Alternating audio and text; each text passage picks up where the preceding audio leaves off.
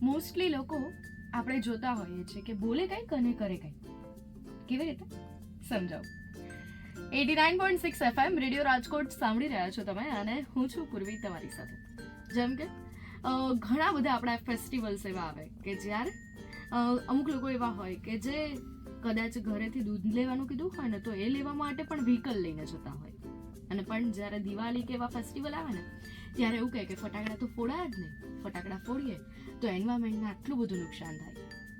જે લોકો ખાલી પોતાના વ્હીકલને સાફ કરવા માટે થઈ અને 10 થી 12 ડોલ જેટલું પાણી વાપરી નાખતા હોય, પણ જ્યારે હોળી આવશે ત્યારે એમ કહેશે કે પાણીનો દુરુપયોગ તો કરાય જ નહીં. જે લોકો કદાચ પોતાના ઘરની પાસે કોઈ ગાય બેસે ને તો એને પણ ઉઠાડી દેવાની, પણ ઉત્તરાયણ આવશે એટલે કહેશે કે એનાથી પતંગ ચગાવીએ ને તો પક્ષીઓને નુકસાન થાય. ગજબના કોન્ટ્રાડિક્ટરી પબ્લિક વચ્ચે જીવી રહ્યા છીએ, જે આમ કહે છે કંઈક અને કરે છે કંઈક. અને આ વાત અઘરી પણ છે. સ્વચ્છતા રાખવી બધાને ગમે છે, ચોખ્ખી જગ્યાએ રહેવું બધાને ગમે છે, પણ ચોખ્ખાઈ જ્યાં રાખવાની આવે ત્યાં આપણે એમ કહીએ છીએ કે આપણા એકથી શું ફેર પડે. અને આ જ વસ્તુ પ્રકૃતિની દરેક રીત સાથે જોડાઈ ગઈ છે. આપણને બધું ચોખ્ખું જોઈએ છે, આપણે બધાને ખબર પડે છે કે જીવન આવી રીતે જીવવું જોઈએ, પણ જ્યારે એને અમલ કરવાનો હોય ત્યારે આપણાથી નથી થઈ શકતો. અમુક એવા લોકો પણ હોય છે કે જે બોલે છે એ જ કરી દેખાડે છે. પાણી અને વાણી વિચારીને વાપરો, આ વાત આપણને સ્કૂલથી શીખવાડવામાં આવી છે, પણ નાની નાની વાતે આપણે પાણીનો એટલો દુર્વ્યય કરતા હોય કે વાત જવા દે. અને જો આપણે કોઈની સાથે આ વાત કરીએ તો આપણને એમ કહે કે મારા એકથી તો શું ફરક પડવાનો છે, પણ એકથી પણ ઘણા બધા પોઝિટિવ ચેન્જીસ આવી શકે છે. એનું ચાલતું ફરતું ઉદાહરણ જેમનાથી આપણે બધાએ પ્રેરણા લેવી જોઈએ એવા રાજકોટના વોટર હીરો મારી સાથે જોડાયા છે આજે. સૌપ્રથમ તો મહેન્દ્રસિંહ દોલતસિંહ ઝાલા, તમારું ખૂબ ખૂબ સ્વાગત છે અમારા રેડિયો સ્ટેશનમાં. ખૂબ ખૂબ આભાર, તમે અમારી સાથે જોડાયા.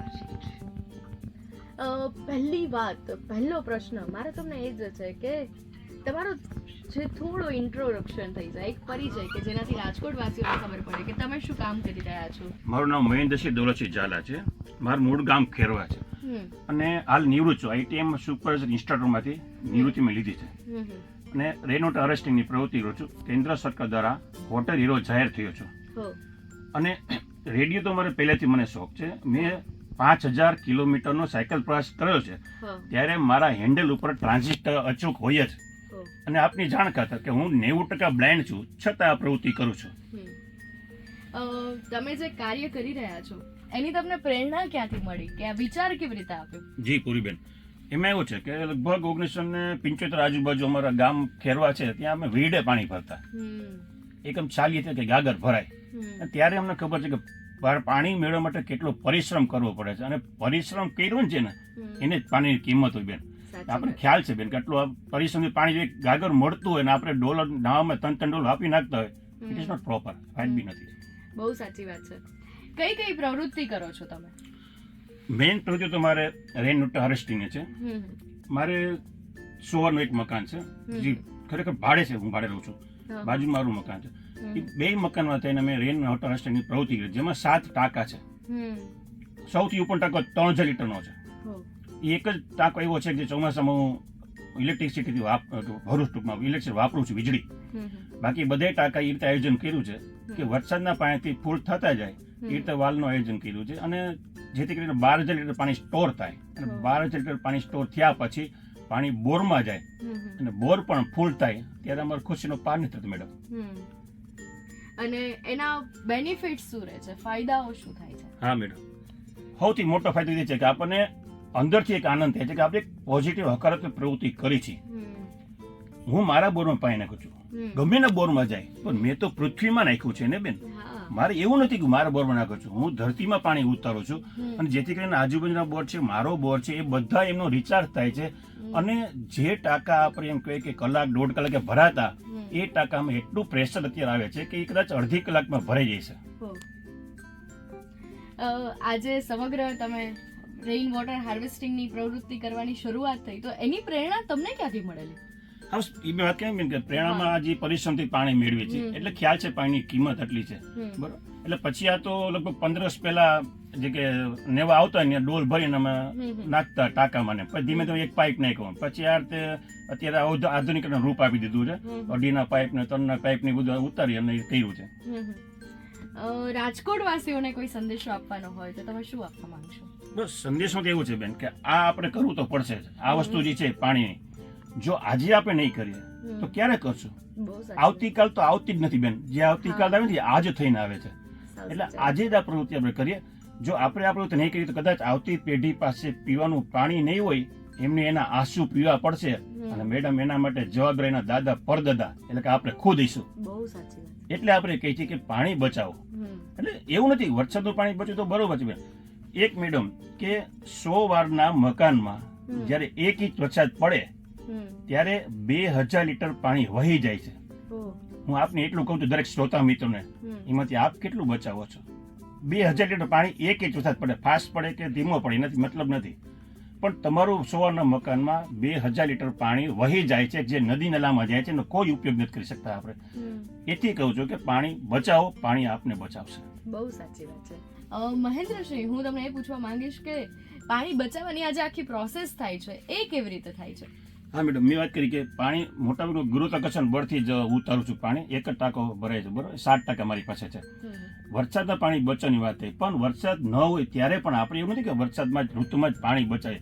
ઓમે આપણે પાણી બચાવી શકીએ કે આપણે માનો કે નાવામાં ટબનો ઉપયોગ કરતા હોય છે, નહીં, નાવા માટે આપ ડોલનો ઉપયોગ કરો તો પણ પાણી બચશે.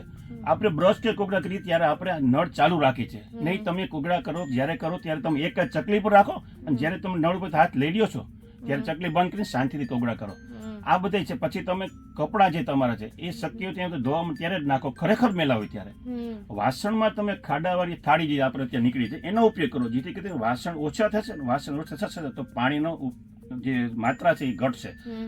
પછી તમે મહેમાનને પાણી આપો છો, પાછોયેલું પાણી છે, ફિલ્ટરમાંથી પાછોયેલું પાણી છે, આઉટલેટ પાણી, એ બધાનો સંગ્રહ કરી, વોટર બેગમાં પાણી આવ્યું પાછું કોઈ બાળકોના હાથે, એ સંગ્રહ કરી એનો તમે રીયુઝ કરો. તો આ રીતે પણ આપણે પાણી, એવું નથી કે આપણે આમ જ પાણી બચે છે કે આ રીતે પાણી બચે છે કે વરસાદ ન હોય તો જ બચે છે કે એવું નથી.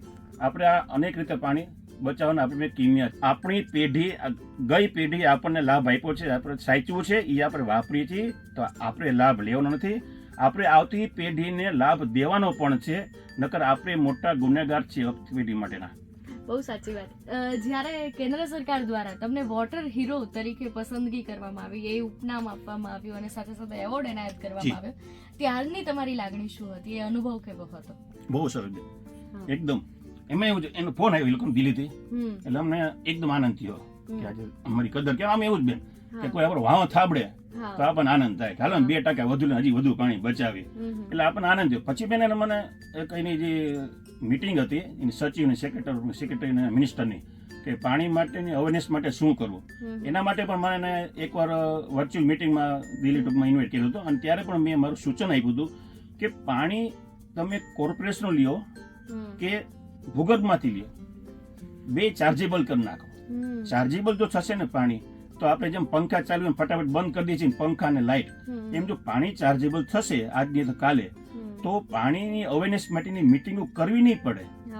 જાતે જ પોતાને બિલ આવશે એટલે જાતે જ પાણી બચાવ, $3 નાથી બધા $1.5 નાઈ લે છે. તો આપણે કીધું એમ કે મોટર ગાડી સાફ કરવા જશે કોઈ તો એ પછી નળીથી નહીં સાફ કરે, પછી ડોલ લઈને જશે, પોતો લઈને, કારણ કે પાણીના પૈસા છે. અત્યારે મફત મળે આપણને કદર નથી મેડમ. અને મેડમ આપને કહું, આપને મારે કે દરેક શ્રોતા મિત્રોને કોઈ ને કોઈ બેંકમાં એકાઉન્ટ હશે ને હશે જ. ભાઈ આપણે શું કામ એકાઉન્ટ રાખીએ છીએ? કે આપણું ભવિષ્ય સારું થવા માટે પૈસા બચાવી છે. તો આપણને આપણા છોકરા તો વાલા હોય ને બેન, કે ભાઈ આપણા દાદા પરદાદા જેના છે એ તો વાલા હોય ને.